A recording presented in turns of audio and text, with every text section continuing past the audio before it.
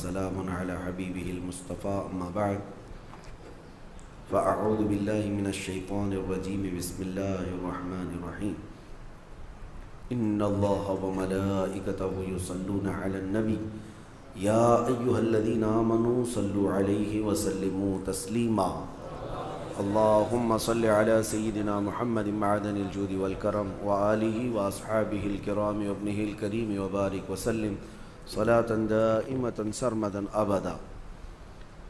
سیرت مصطفیٰ صلی اللہ تعالیٰ علیہ وسلم کے اس سلسلے میں آج ہم کو عرض کرنا ہے نبی پاک صلی اللہ تعالیٰ علیہ وسلم کی عمر مبارکہ کی 25 سال سے لے کر کے 40 سال تک کی جو زندگی تھی وہ خانگی معاملات میں گزری، یعنی ام المومنین خدیجۃ الکبریٰ رضی اللہ تعالیٰ عنہا سے نکاح کے بعد نبی پاک صلی اللہ تعالیٰ علیہ وسلم نے وہ بھرپور زندگی اور ایک مثالی زندگی پوری دنیا کے لیے عطا فرمائی۔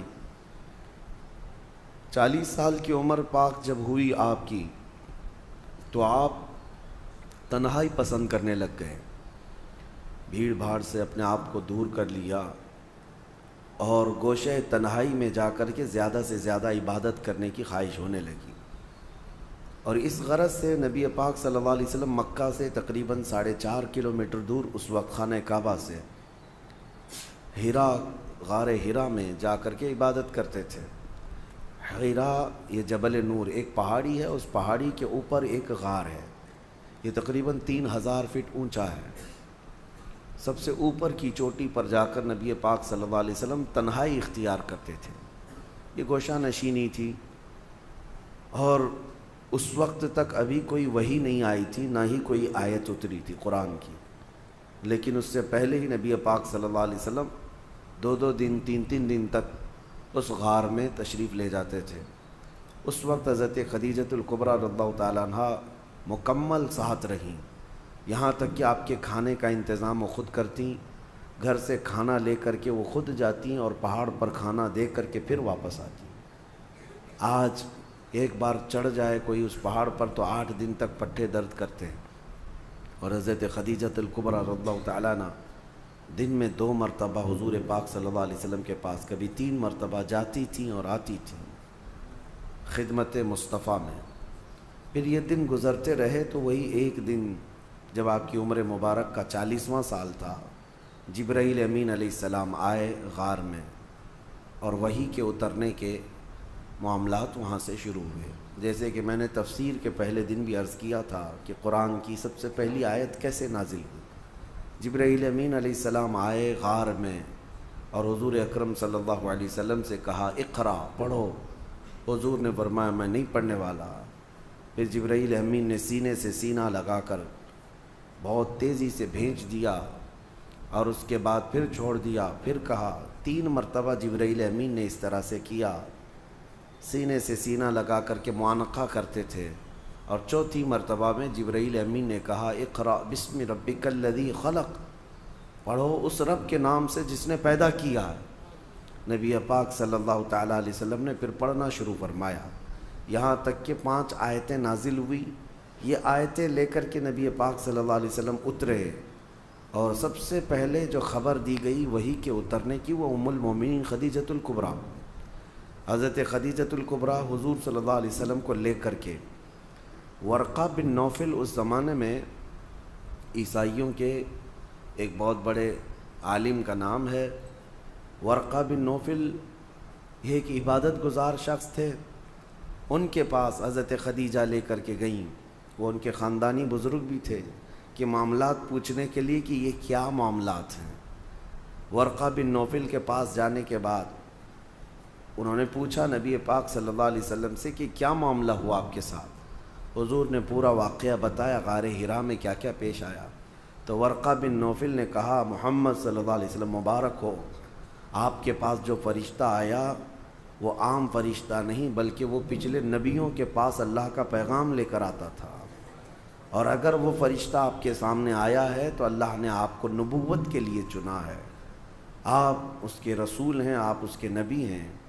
اور ورقہ بن نوفل ایمان لائے ہوئے لوگوں میں سے نہیں ہیں، لیکن خواہش یہ کی کاش میں اس زمانے میں جب آپ کی اعلان نبوت ہوگا اور میں تندرست ہوتا تو میں مکمل آپ کی خدمت میں حاضر رہتا، اس لیے کہ عنقریب وہ دن آئیں گے جب آپ کو آپ کے خاندان والے اور آپ کے شہر والے اتنا سخت ظلم کریں گے کہ آپ کو اپنا وطن چھوڑنا ہوگا۔ یہ پہلے ہی کہہ دیا گیا تھا۔ تو نبی پاک صلی اللہ تعالیٰ علیہ وسلم وہاں سے آئے۔ اب وحی کے اترنے کے سلسلے کو تھوڑے دنوں تک کے لیے اللہ نے موقوف رکھا، وحی نہیں آئی دوسری، لیکن رسول پاک صلی اللہ علیہ وسلم کو مکمل اس بات کی تمنا رہتی، اس وحی کے انتظار میں حضور صلی اللہ علیہ وسلم سرگرداں رہتے، کیونکہ ایک بار جو پیغام محبت آیا ہے اس پیغام محبت کو دوبارہ سننے کا شوق۔ پھر ایک بار مکہ کے بازار سے گزر رہے تھے، کسی نے پکارا محمد محمد، نبی پاک صلی اللہ علیہ وسلم کا نام۔ حضور نے پلٹ کر کے اس آواز کی طرف دیکھا تو آسمان اور زمین کے بیچ میں وہی فرشتہ یعنی جبرائیل امین، وہ اتنی بڑی شکل میں کرسی پر براجمان ہے۔ نبی پاک صلی اللہ علیہ وسلم نے پہلی مرتبہ یہ منظر دیکھا جبرائیل کو اس حالت میں، تو اس کے بعد آسمان اور زمین پورا اس فرشتے سے بھر گیا ہے، جبرائیل امین سے۔ پھر نبی پاک صلی اللہ تعالیٰ علیہ وسلم گھر تشریف لائے اور پھر اس وقت کہنے لگے زمیلونی زمیلونی، مجھے چادر اوڑھاؤ، سخت ٹھنڈی لگ رہی ہے۔ جسم کے اندر وحی کے اترنے کے جو آثار تھے، وہ پوری باڈی شیک ہوتی تھی۔ اس کے بعد آپ گھر میں لیٹے تھے، اسی حالت میں جبرائیل امین نے 19 آیتیں لے کر کے حضور اللہ تعالیٰ کی طرف سے پہنچایا۔ یا ایھا المدثر قم فانذر وربک فکبر، یہ آیتیں تھیں۔ اللہ تعالیٰ نے اپنے نبی کو مدثر کہہ کر پکارا، اے مدثر اٹھو، قم فانذر، لوگوں کو اللہ کا خوف دلاؤ، وربک فکبر، اور تمہارے رب کی تکبیر بلند کرو، اللہ اکبر کہو۔ پھر یہاں سے احکام شروع ہوئے۔ اب نبی پاک صلی اللہ تعالیٰ علیہ وسلم کو باضابطہ حکم ہوا کہ آپ اپنی قوم کے سامنے اعلان فرمائیں، اور اس سے پہلے اللہ تعالیٰ نے ایک حکم یہ فرمایا وَأَنذِرْ عَشِيرَتَكَ الْأَقْرَبِينَ، آپ پہلے اپنے رشتہ داروں کو اللہ کا خوف دلاؤ۔ سب سے پہلے جو شروعات ہوئی وہ یہاں سے۔ حضور اکرم صلی اللہ تعالیٰ علیہ وسلم نے سب سے پہلے اپنے گھر والوں میں اپنے سارے چچاؤں کو، اپنی پھوپھیوں کو، اپنے رشتہ داروں کو جمع کیا، اور جمع کر کے ان کے سامنے دعوت اسلام پیش کی۔ سب سے پہلا مرحلہ یہی تھا دعوت کا، اپنے گھر سے شروع کیا، اور ان کے سامنے اس دعوت کو رکھا۔ ان میں اکثر لوگوں نے انکار کر دیا، اکثر لوگوں نے انکار کر دیا، وہ اپنے پرانے ڈھنگ پر ہی قائم رہے، کسی نے التفات نہیں کیا، توجہ نہیں کی۔ پھر یہاں تک کہ نبی پاک صلی اللہ علیہ وسلم کی جو امیج تھی پورے مکہ میں وہ ایسی تھی کہ حضور کی بات پر لوگ آنکھ بند کر یقین کرتے تھے، بڑی بڑی امانتیں رکھتے تھے۔ تو ایک دن حضور صلی اللہ علیہ وسلم نے جبل ابو قبیس، وہاں پر مکہ میں ایک پہاڑی ہے یا اس کے قریب ایک پہاڑی، اس پہاڑی کے پاس سارے مکہ والوں کو بلایا کہ سب کے سب آ جاؤ، اور حضور کی آواز پر پورا مکہ جمع ہو گیا۔ تب نبی پاک صلی اللہ علیہ وسلم نے ان سے ایک سوال کیا، کہا کیا تمہارا خیال ہے میرے متعلق اگر میں یہ خبر دے دوں کہ اس پہاڑ کے پیچھے ایک فوج ہے جو تمہیں مارنے کے لیے کھڑی ہے، تو تم کیا میری اس بات کا یقین کرو گے؟ مکہ والوں نے ایک آواز میں کہا تھا، ہم نے تمہارے بچپن سے لے کر اب تک کبھی جھوٹ سنا ہی نہیں، اگر آپ اس بات کی خبر دیتے ہیں تو ہم یقین ہی نہیں بلکہ اس سے لڑنے کی تیاری بھی کریں گے۔ نبی پاک صلی اللہ علیہ وسلم نے فرمایا جب تمہیں میری بات پر اتنا یقین ہے تو سنو، اللہ ایک ہے اور میں اللہ کا آخری رسول ہوں، اور جن بتوں کے سامنے تم سر جھکاتے ہو یہ فضول ہے، یہ باطل ہیں۔ تو نبی پاک صلی اللہ علیہ وسلم کا جب یہ اعلان ہوا تو مجمع میں کھلبلی مچ گئی کہ ہمارے پرانے دین پر حملہ ہو گیا، ہمارے دھرم پر حملہ ہو گیا ہے۔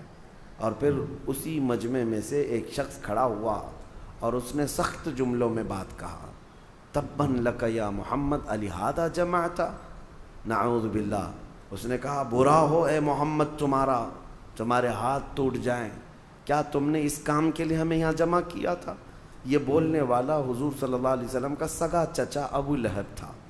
حضور پاک صلی اللہ علیہ وسلم کو زندگی میں سب سے پہلا برا جملہ کہنے والا یہی شخص تھا، کیونکہ اتنے سالوں میں کبھی کسی نے انگلی بھی نہیں اٹھائی، کبھی نہ اخلاق پر بات کی، نہ کسی نے سخت لہجے میں آپ سے بات کی۔ اخلاق کریمانہ وہ اعلیٰ معیار کے تھے۔ پہلی مرتبہ اس طرح کا کڑوا جملہ اور طعن و تشنیع کے ساتھ گالی بھرا ہوا نبی پاک صلی اللہ علیہ وسلم کے قلب اطہر پر یہ بات گراں گزری، بہت سخت ہوئی۔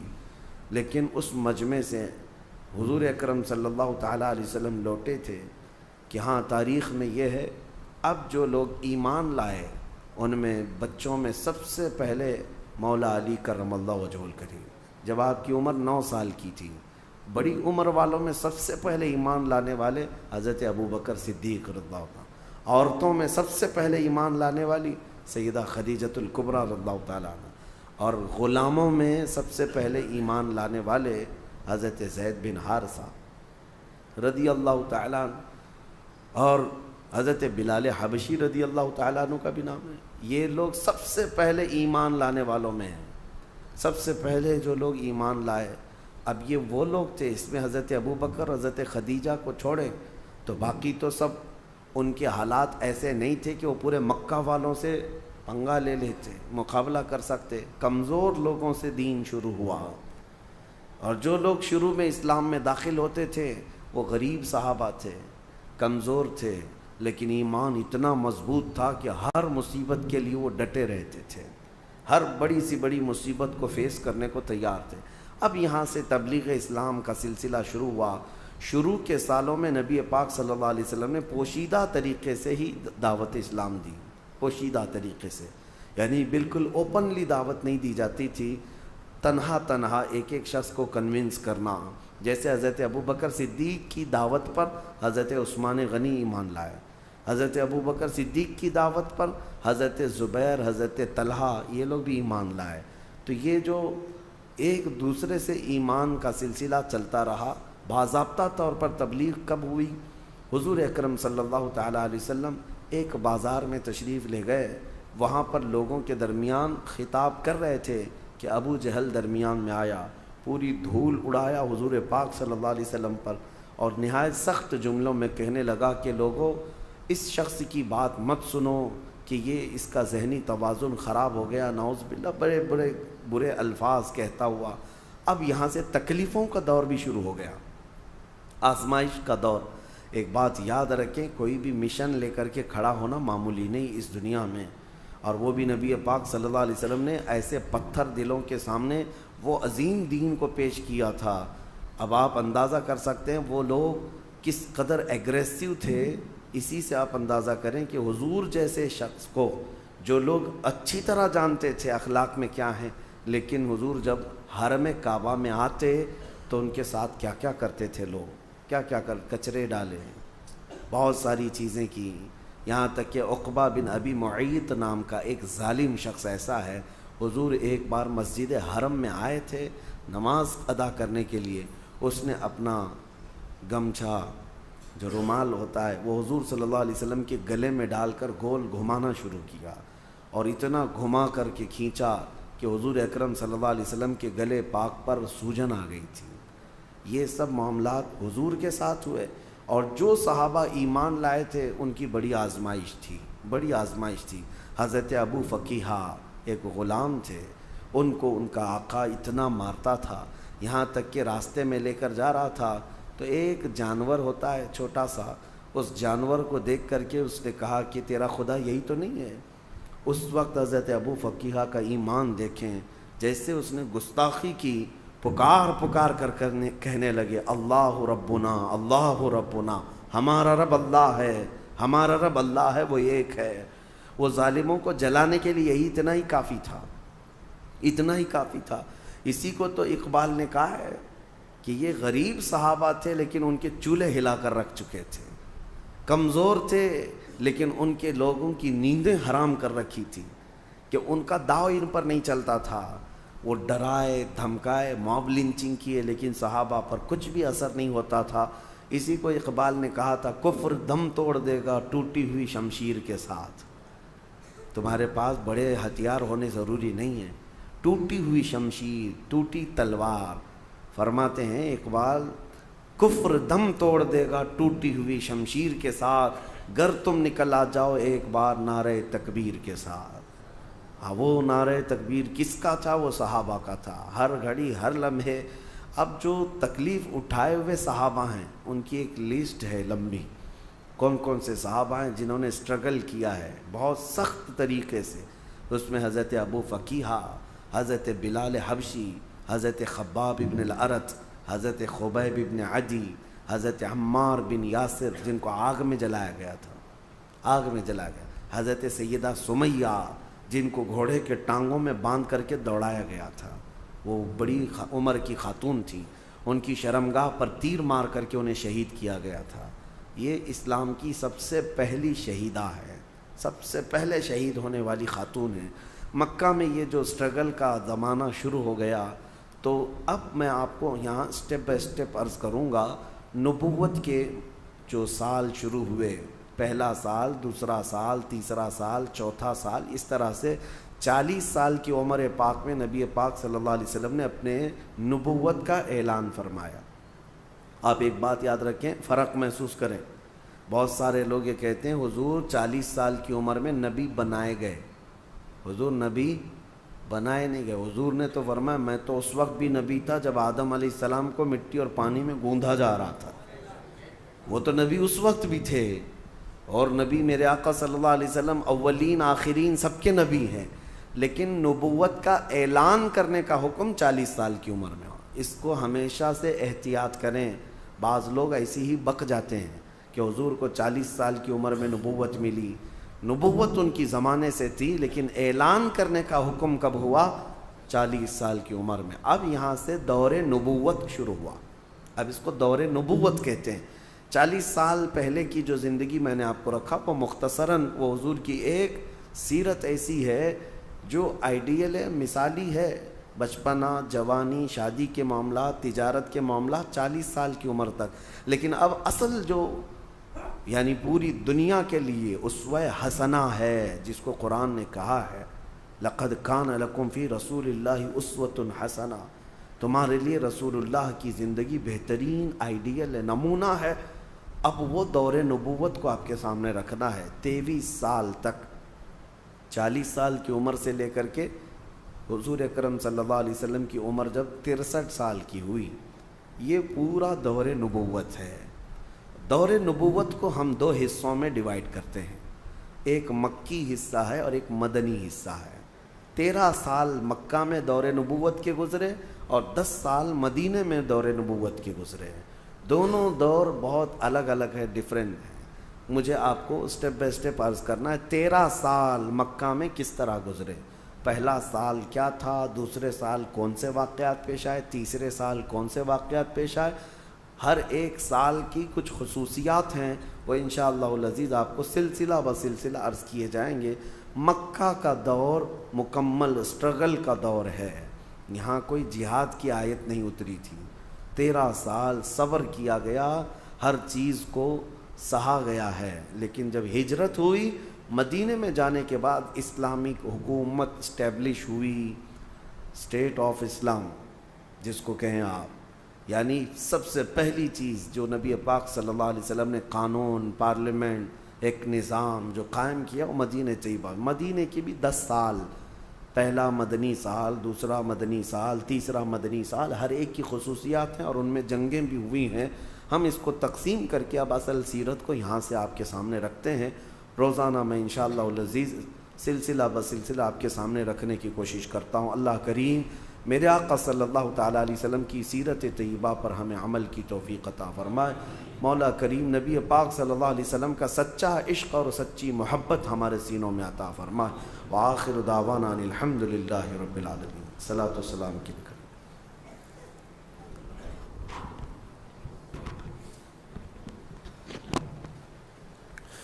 کعبے کے بدرود جا تم پہ